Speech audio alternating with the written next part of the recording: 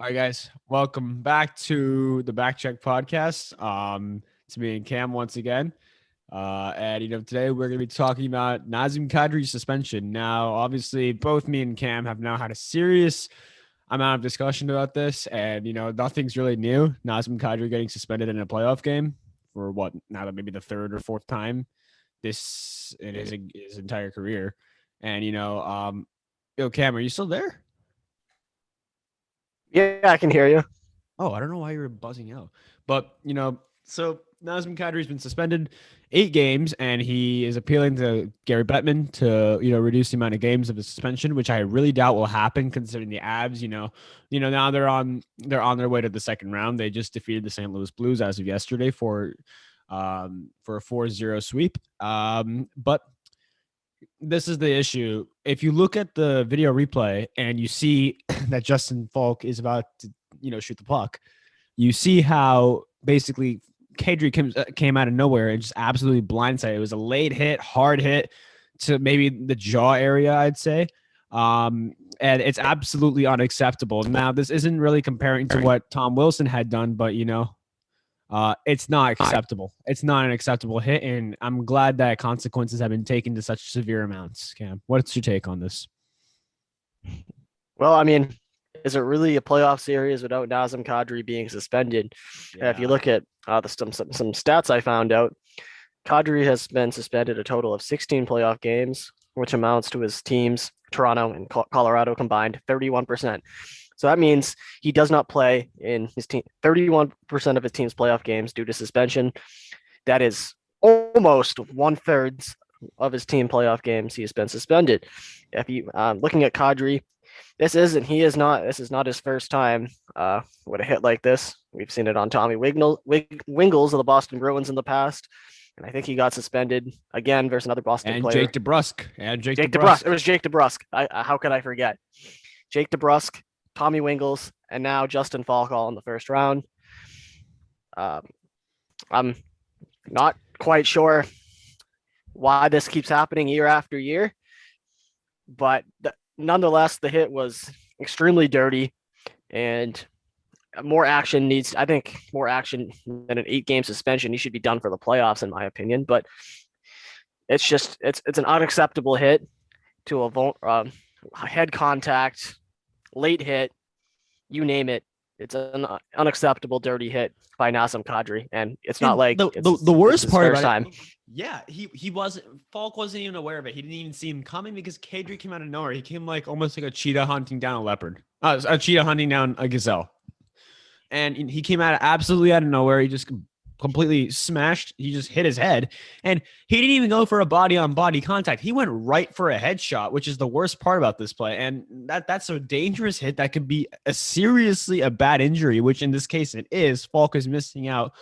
And Justin Falk, you can't underestimate the guy. He's a big time player. And although he wasn't what he was back when he was in Carolina, I'm pretty sure St. Louis could have maybe had some changes if he was around for the last 2 games. But now let's talk about the appeal that Kadri is making. So he's appealing to reduce the amount of games. I don't see why they would do that. The Avalanche are absolutely rocking and rolling right now into round 2. St. Louis was an absolute lottery win for them, and they're on to the second round, and I think they're doing really good right now. So in this case, what I'm going to say is that I think they shouldn't do it. I think that Kadri really needs to learn his mistakes. He's been doing this every year, and he's nonstop just not learning his mistakes. He never learns his mistakes, and as a result, I don't think that they should really reduce a number of games on his suspension. That's a good take, and I think there has to be a point where players are getting hurt because of this, and if it's every year in the playoffs, it's by no accident. So at what point do we start putting more discipline on players in the league for headshots? It's unacceptable. Honestly, every year, Nazem Kadri, it's every first round. I'm like, oh, here we go again. Nazem Kadri, headshot to somebody. And it's unacceptable. When does it stop? And honestly, it just pisses me off because there has to be a better solution. Oh, yes, suspended 8 games. He's going to come back the next year, does it again. And it's not like he doesn't know what he's doing. So it's just really frustrating Yeah, and because I feel yeah, you, bro. I honestly think the exact same thing. But the difference with it being that, you're right. He just won't ever learn his mistakes. And worst come worst is that look at the difference between him and people like Tom Wilson and Ryan Reeves. One main difference is that Tom Wilson is a much dirtier player than Nazem Kadri. Nazem Kadri doesn't do half the things Wilson does. Wilson will hit people against the boards with their heads first. He will throw down defenseless players. Nazem Kadri doesn't do any of that. But Wilson knows when it comes playoff time, he can't risk being a loss for his team. So he won't do anything stupid in the playoffs.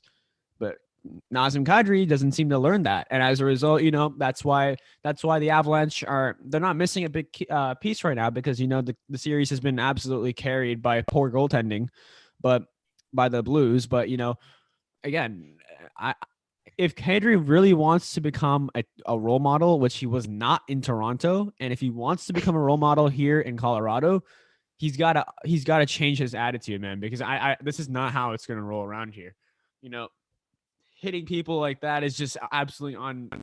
absolutely. And Cam, you couldn't have said it better, man. The NHL needs to stricten more discipline towards headshots and dirty hits like that because that's unacceptable. Players can actually get severely, they can get brain damage, potentially if worse come worse, CTE, for example, like that. The severity gets worse and worse. And of course, we would never ever wish that upon anyone, and we would never want that to happen to anyone. But, again, something has to change about this. But, Nazem Kadri, I think he served 2 games now out of his 8-game suspension. I don't know if the appeal has been really going anywhere for Nazem Kadri. It has not been announced. We will keep you guys in touch, but Cam is going to have some last thoughts about it. Yeah, some last thoughts about it. And if I'm in the shoes of Joe Sakic here,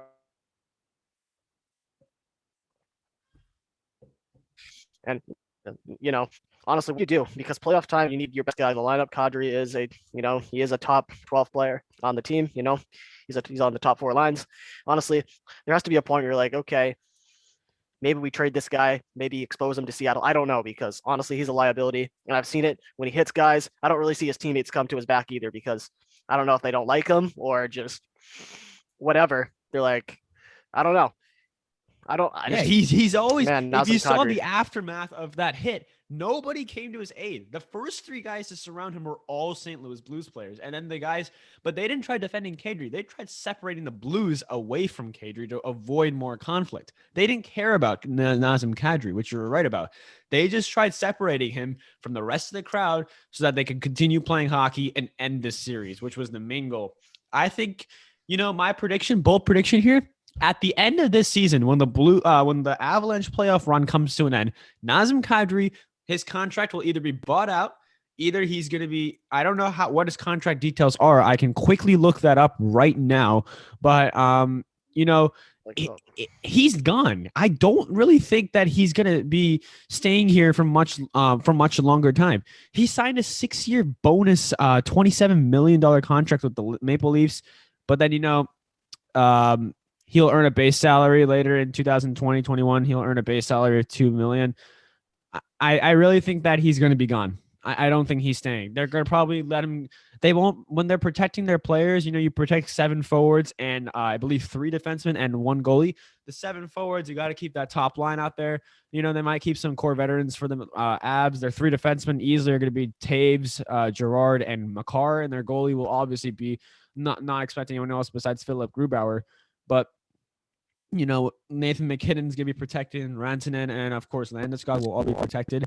But Nazem Kadri might be gone after the season. I think he might go to Seattle, or he's going to be traded to a different team. But I don't see any team wanting him. He might just dip into free agency. If his contract ends this year, he's going to dip into free agency. But he does have a no trade clause. So yeah, he can't be traded. So they're probably want to buy out clause, and they're going to buy him out. His deal ends at 2022, though.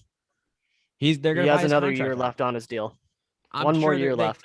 They will not take him. They will buy his contract out. They will not stand this. This is unacceptable. Now, Nazem Kadri is not Brad Marchand, okay?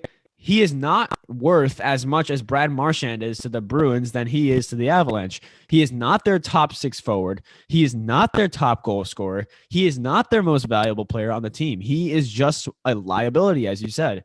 I do not see him having a much longer future on this team. Well said. It's going to be interesting to see what the how the appeal goes, and best wishes to Justin Falk, and hopefully his recovery is smooth. Yeah. Well, thank you guys for tuning in.